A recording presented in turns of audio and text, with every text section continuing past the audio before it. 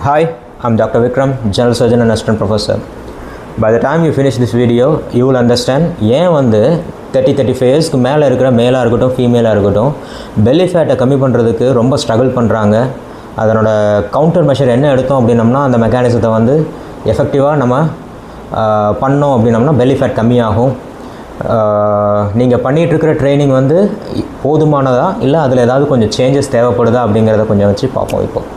So இதில் ஒரு good நியூஸும் இருக்குது, ஒரு பேட் நியூஸும் இருக்குது. ஒரு குட் நியூஸ் என்ன அப்படின்னா கவுண்டர் மெஷர்ஸ் வந்து உங்களுக்கு ஈஸி, ஆனால் அந்த மெக்கானிசம் கொஞ்சம் பார்க்குறது வந்து கொஞ்சம் டிஃபிகல்ட்டாக இருக்கும். But I will try to make you understand in a simplest possible way. Okay, mechanism என்ன அப்படின்னா டயக்ராம் போடுறேன் பாருங்கள். அதில் வந்து ஒரு சைக்கிள் மாதிரி விஷஸ் சைக்கிள் மாதிரி ஒன்று இருக்கும். It is a complex one. அதை வந்து எவ்வளோ சிம்பிளாக பண்ண சொல்ல முடியுமா அப்படி சொல்கிறேன் நான். as we get older 30-35 இயர்ஸ்க்கு மேலே வந்து மேல் ஹார்மோன் டெஸ்டோஸ்டெரான் வந்து டிக்ளைன் ஆகிட்டு வரும். Female hormone oestrogen that is also will get decreased. அதே மாதிரி growth hormone in both male and female will get decreased. So இப்படி டிக்ரீஸ் ஆகிறது என்னென்னா ஃபேட் அக்குமுலேட் ஆகும். சரியா? ஃபஸ்ட்டு ஃபேட் எதனால் டெஸ்டோஸ்டெரான் கம்மியாகும் போது அக்குமுலேட் ஆகுதுன்னா ரெஸ்டிங் மெட்டபாலிக் ரேட் வந்து கம்மியாயிரும். மசில் மாஸ் வந்து டெஸ்டோஸ்டெரான் கம்மியாக மசில் மாஸும் கம்மியாகிடும். That is sarcopenia. சர்கோபீனியானா என்னென்னா மசில் மாஸ் கம்மியாகிறது. அது என்னென்னா ஒரு 30 இயர்ஸ்க்கு மேலே 3 to 8% உங்கள் லைஃப் ஸ்டைலை பொறுத்து அது ஒரு டெக்கேட்டுக்கு இவ்வளோ 3 to 8% வந்து மசில் மாஸ் கம்மியாகிட்டே வரும். That is sarcopenia. அதுவே ஒபீஸாக இருக்கவங்களுக்கு ஏற்கனவே இருக்கவங்களுக்கு அரோமேட்டஸ் ஆக்டிவிட்டி அதிகமாக இருக்கும். It converts the testosterone. ஏற்கனவே கம்மியாக இருக்கிற டெஸ்டோஸ்டெரானை இன்னும் கம்மியாக பண்ணிடும். ஈஸ்ட்ரோஜனாக கன்வெர்ட் பண்ணி விட்ரும் அரோமேட்டஸ் என்சைம். அதே மாதிரி ஃபீமேலில் என்ன நடக்கும் அப்படின்னம்னா ஃபீமேலில் estrogen is the prime hormone சொன்னேன். ஸோ இது வந்து எப்படி இருக்கும் அப்படின்னம்னா யங்கர் ஏஜ் குரூப்பில் அதிகமாக இருக்கும், ஓல்டர் ஆக கம்மியாகிட்டு வரும். இது வந்து என்ன மெயின் ஃபேட்டில் என்ன மெட்டபாலிசம் இது பண்ணுது அப்படின்னா இது வந்து பெரிஃபெரிக்கு எல்லா ஃபேட்டையும் போய் ஸ்டோர் பண்ணும். ஸோ பட்டக்ஸ் அண்ட் தைஸில் வந்து நிறையா ஸ்டோர் பண்ண வைக்கும் initial stage in the younger females. அதுவே ஓல்டர் ஆக என்ன ஆகும் அப்படின்னம்னா that will convert the fat deposition into visceral fat. That is metabolically active fat. Visceral fat belly fat ஆர்கனுக்கு சுற்றி இருக்கிற ஃபேட் விசரல் ஃபேட்டில் வந்து ஸ்டோர் பண்ண வச்சிடும். இதுதான் வந்து mechanism during as we get older. So ஈஸ்ட்ரோஜனோட இன்னொரு வேலை என்னென்னா கீப் தி லைப்போப்ரோட்டீன் லைப்பேஸ் என்சைமை வந்து செக்கில் வைக்கிறது. இந்த லைப்போப்ரோட்டீன் லைப்பேஸ் என்சைமை வந்து செக்கில் வச்சா தான் வந்து அப்டமன் ஃபேட்டு விசரல் ஃபேட்டெல்லாம் வந்து கம்மியாக இருக்கும். ஸோ இது கம்மியாக ஈஸ்ட்ரோஜன் கம்மியாக லைப்போப்ரோட்டீன் லைப்பேஸ் ஆக்டிவிட்டி வந்து அதிகமாகிடும்.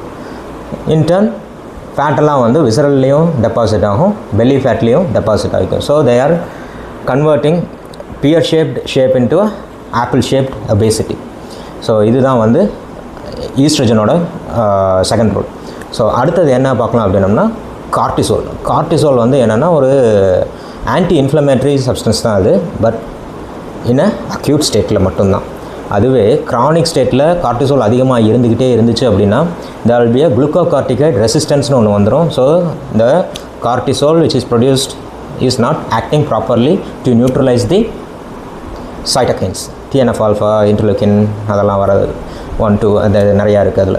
ஸோ அதெல்லாம் வந்து நியூட்ரலைஸ் பண்ண முடியாமல் அது வந்து ரெசிஸ்டன்ஸாக இருக்குது.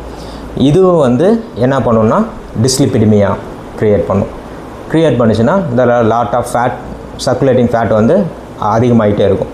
அப்புறம் இன்னொன்று என்னென்னா பிரெயினில் ஹார்மோன்ஸ் நிறையா இருக்குது. சேட்டைட்டி ஹார்மோன்ஸ் இருக்குது, அண்ட் தென் ஹங்கர் ஹார்மோன் இருக்குது, கெர்லின், லெப்டின். கெர்லின் என்னென்னா சாப்பிட ஹங்கர் ஹார்மோன்.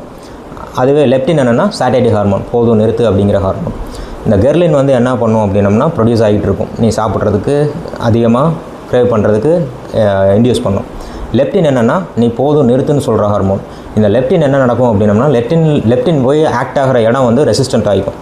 ஸோ இந்த லெப்டின் போய் ஆக்ட் ஆகிற இடம் ரெசிஸ்டண்ட் ஆகிறதுனால கெர்லின் வந்து அதிகமாக இன்க்ரீஸ் ஆகிட்டே இருக்கும். இன்க்ரீஸ் ஆகும்போது என்ன நம்ம ஸ்டாப் பண்ணுறதுக்கான ஃபீட்பேக்கே வராது. So we are eating more then we require. இந்த நடக்கும்போது we are accumulating lot of fat in the belly. இது ஒரு mechanism. One thing lead to ஆனதுங்க மாதிரி சர்க்கோபீனியா, லோ மெட்டபாலிக் ரேட் இருக்குது, and then male hormone female hormone கம்மியாகுது, ஒரு bro inflammatory ஸ்டேட்டில் இருக்கும். அதே மாதிரி லெப்டின் ரெசிஸ்டன்ஸ் இருக்குது, கெர்லின் அதிகமாக இருக்குது. இதெல்லாம் வந்து ஒன்றோட ஒன்று சேர்ந்து என்ன பண்ணும் அப்படின்னம்னா டிஸ்லிபிடமியா, இந்த ஃப்ரீ ஃபேட்டி ஆசிட் இந்த பிளட் சர்க்குலேஷன் வந்து அதிகமாகிடும். இந்த ஃப்ரீ ஃபேட்டி ஆசிட் இந்த பிளட் சர்க்குலேஷன் அதிகமாச்சு அப்படின்னா என்னென்ன பண்ணும், அது வந்து ஆர்ட்ரியில் வந்து படிஞ்சுது அப்படின்னா cardiovascular diseases like myocardial infarction, heart attack இந்த மாதிரிலாம் வரதுக்கு சான்சஸ் உண்டு. அதுவும் இல்லாமல் இது எல்லாமே சேர்ந்து இன்னொன்று என்ன பண்ணும் அப்படின்னம்னா இன்சுலின் ரெசிஸ்டன்ட்ங்கிற ஒரு என்டிட்டியை உள்ளே கொண்டு வந்துடும். இது என்ன அப்படின்னா இன்சுலின் போய் ஆக்ட் ஆகிற இடம் வந்து வேலை செய்யாமல் போயிடும். Because of the pro inflammatory state. Act ஆகாதனால என்ன ஆகும் அப்படின்னம்னா சுகர் வந்துடும், தட் இஸ் டயபிட்டிஸ், பிசிஓஎஸ் வந்துடும் ஃபீமேலில், நான் ஆல்கஹாலிக் ஃபேட்டி லிவர் டிசீஸ் வந்துடும். இதெல்லாம் தான் வந்து ஒரு விஷியஸ் சைக்கிளில் வந்து ஒன்றொன்னா அதிகமாக்கி பெல்லி ஃபேட்டை அதிகப்படுத்திடும். அதே மாதிரி பெல்லி ஃபேட்லேயே ஒரு கேங்ஸ்டர் ஒருத்தர் இருப்பான். இந்த கேங்ஸ்டருங்கிறதோட கேங் லீடர்னு சொல்லலாம். அவன் என்ன பண்ணுவான் அப்படின்னா இந்த 11-beta-HD1 என்சைம்னு ஒன்று இருக்குது. அது என்ன பண்ணுன்னா ஃப்ரீயாக இருக்கிற கார்டிசோலையெல்லாம் வந்து ஆக்டிவேட்டட் கார்டிசோனாக மாற்றி விட்டுரும். இது என்ன பண்ணும், அந்த ஆக்டிவேட்டட் கார்டிசோன் உள்ளுக்குள்ளே இருக்கிற ஃபேட்டு எல்லாத்தையும் வந்து எனக்கு வேணும் அப்படின்னு சொல்லிட்டு அதையும் அக்குமுலேட் பண்ணி வச்சுக்குவோம். திஸ் இஸ் வெரி நோட்டோரியஸ், இந்த 11-beta-HD1 என்சைம். இதுதான் வந்து பெல்லி ஃபேட்டோட ஒரு விஷியஸ் சைக்கிள். இதை அண்டர்ஸ்டாண்ட் பண்ணுறது கொஞ்சம் கஷ்டமாக தான் இருக்கும். பட் ஆனால் இந்த கவுண்டர் மெஷர் வந்து you will be very easy. So mechanism பார்த்துட்டோம். மெக்கானிசம் வந்து கொஞ்சம் கஷ்டமாக தான் இருந்துச்சு. பட் ஆனால் கவுண்டர் மெஷர்ஸ் எல்லாம் வந்து ஈஸியாக தான் இருக்கும். ஸோ இந்த ப்ரைம் ஃபோக்கஸ் என்ன பண்ணணும் அப்படின்னம்னா, நம்ம ஏஜ் ஆகிறத நம்ம தடுக்க முடியாது. அதனால் மசில் கம்மியாகிறது, இல்லாட்டி சர்க்கோபீனியாவை வந்து நம்ம டிலே பண்ணலாம், இல்லை ரிவர்ஸ் பண்ணணும். எப்படி அப்படின்னா ஸ்ட்ரென்த் ட்ரைனிங் தான். ஸ்ட்ரென்த் ட்ரைனிங் பண்ணோம் அப்படின்னம்னா மசில் மாஸ் இன்க்ரீஸ் ஆகும். ஸோ மசில் மாஸ் இன்க்ரீஸ் ஆச்சுனாவே வி பர்ன் மோர் கேலரிஸ். இப்போ ஒரு கார் வந்து ஒரு ஸ்போர்ட்ஸ் கார் எடுத்துக்கங்க. இந்த ஸ்போர்ட்ஸ் கார் என்ன பண்ணோம் அப்படின்னம்னா அதிக மைலேஜ் தராது. ஸோ நம்ம வந்து ஒரு ஸ்போர்ட்ஸ் கார் மாதிரி மாறிடணும். எப்படி அப்படின்னா இன்ஜினை வந்து ஒரு பெரிய இன்ஜினாக வச்சுக்கணும். தட் இஸ் மசில் நல்லா பெருசாக இருந்துச்சு அப்படின்னா we burn more calorie even when we are sitting. உட்காந்துருக்கும் போதே நம்ம வந்து கேலரியை நிறைய பேர்ன் பண்ணிகிட்ருக்கலாம். அதுதான் வந்து மெட்டபாலிக் ரேட்டை வந்து இன்க்ரீஸ் பண்ணும். அதே மாதிரி நான் எக்ஸசைஸ் ஆக்டிவிட்டி தெர்மோஜெனிசிஸ்னு ஒன்று இருக்குது.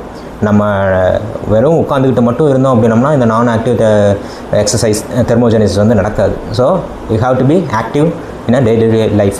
நீங்கள் ஒரு தண்ணி எடுத்துகிட்டு வர சொல்கிறது இதெல்லாம் வந்து குழந்தைகிட்ட சொல்லாமல் நீங்களே போய் எடுத்துகிட்டு வரணும். அதே மாதிரி சுவிட்ச் ஆஃப் பண்ணுறது, ஃபேனை போடுறது இதெல்லாம் வந்து நீங்களே போய் பண்ணிங்க அப்படின்னிங்கன்னா இந்த நீட்டும் வந்து உங்களுக்கு கொஞ்சம் ஹெல்ப் பண்ணும். அதுக்கப்புறம் அப்பப்போ சின்ன ஹை இன்டென்சிட்டி இன்டர்வல் ட்ரைனிங் மாதிரி கொஞ்சம் ஏதாவது பண்ணலாம். அதுக்கப்புறம் கார்டியோஸ் கொஞ்சம் பண்ணலாம். கார்டியோஸ்க்கும் வரேன் என்னன்ட்டு. ஸ்ட்ரென்த் ட்ரைனிங்லேயும் ஒரு கேவியட் இருக்குது. என்ன அப்படின்னா ஒரு 35 இயர்ஸ்க்கு மேலே ட்ரெயின் பண்ணும்போது you should not train like a 20-year-old. இந்த ஹை வால்யூம் ட்ரைனிங்னு போட்டு ஜிம்மில் பண்ணிகிட்டு இருக்கோம்ல, அதெல்லாம் வந்து பண்ணவே கூடாது. ஏன்னா ஒரு 20-year-old வந்து they can recover faster because they hormone level is and the peak. அப்படி ப்ரோ இன்ஃப்ளமேட்டரி ஸ்டேட்டில் இருக்க மாட்டாங்க, ஒரு ஸ்ட்ரெஸ் லெவலில் இருக்க மாட்டாங்க. So they can burn more fat and then they can recover in a high volume training. அதே வந்து நீங்கள் பண்ணுறதுக்கு என்ன பண்ணணும் அப்படின்னம்னா ஒரு ஹை இன்டென்சிட்டி ட்ரைனிங் மாதிரி ஒரு ப்ராப்பர் ஸ்ட்ரென்த் ட்ரைனிங் மாதிரி தான் நீங்கள் பண்ணணும். என்னென்னா ஒரு 3 to 6 reps ஒரு இந்த வீடியோவில் நான் போட்டிருக்கேன். அது ஹைப்போட்ரோஃபி டைப்ஸ் ஆஃப் ஹைப்போட்ரோஃபிங்கிற வீடியோவில் இதை பற்றி நான் சொல்லியிருக்கேன். அதை பற்றி நீங்கள் பாருங்கள். அதில் வந்து எலாபரேட்டாக ஸ்ட்ரென்த் ட்ரைனிங் பற்றி மயோஃபிப்ரில் ஹைப்போட்ரோஃபி டாபிக்ஸில் வரும். அதை பாருங்கள் அப்படியே. ஸோ இது என்னென்னா நீங்கள் வந்து ஃபுல்லாக ஒர்க் அவுட் ஜிம்மில் மட்டும் ஒரு ஒர்க் அவுட் பண்ணிவிட்டு ஒரு 2 hours ஒர்க் அவுட் பண்ணிவிட்டு ரெஸ்ட் ஆஃப் த டே இருக்குது உங்களுக்கு. You have to take care of your daily activities. Work இருக்குது, ஃபேமிலி இருக்குது, கிட்ஸ் இருக்குது, எல்லாத்தையும் நாங்கள் இது பண்ணணும். Take in to consideration when you are doing your fitness. அதுவே கார்டியோ பண்ணலாமான்னு கேட்டால் கார்டியோ பண்ணலாம். கார்டியோ பண்ணுறது வந்து கார்டியோ ஹெல்த்துக்கு ரொம்ப important. But that does not address all of the aspect which we are talking about now. இந்த மசில் க்ரோத் வந்து கார்டியோலாம் கிடையாது. ஸோ அதனால் என்ன பண்ணணும்னா நம்ம ஸ்கின்னி ஃபேட் மாதிரி ஆயிரும்.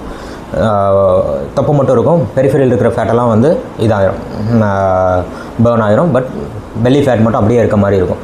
ஸோ என்ன பண்ணணும் அப்படின்னம்னா strength training, high protein intake, NEAT, HIIT இதெல்லாம் பண்ணணும் அப்படின்னம்னா we can get you covered for sarcopenia.